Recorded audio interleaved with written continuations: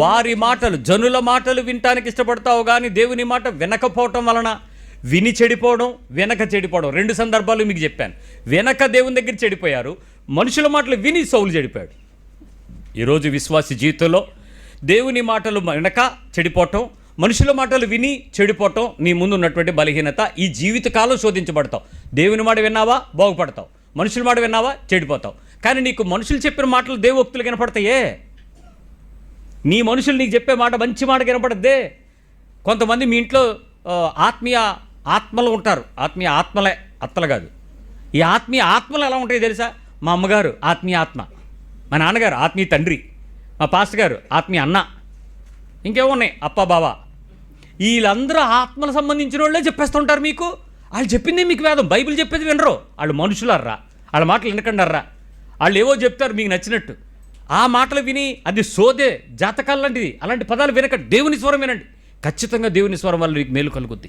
3వ విషయం, తాకి, టచ్ చేసి ఏ పరిస్థితుల్లోనైనా. మత్తయి సువార్త 5వ అధ్యాయంలో 30వ వచనంలో ప్రభు అన్నాక మాట్లాడిన మాట యొక్క వివరణలో భాగమే 5వ అధ్యాయము, మాథ్యూ 5:20. నీ కుడి చెయ్యి నిన్ను అభ్యంతరపరచిన ఎడల.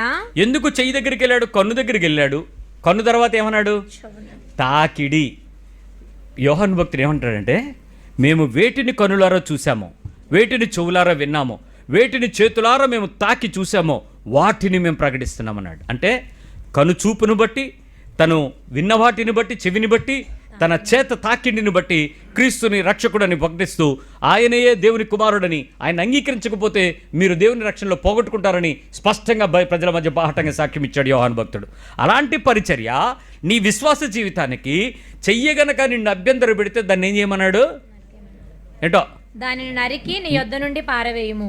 నరికి పక్కనెట్టుకోమనలే, పారేసేమన్నాడు. ఎందుకు నరికేయమంటాడు?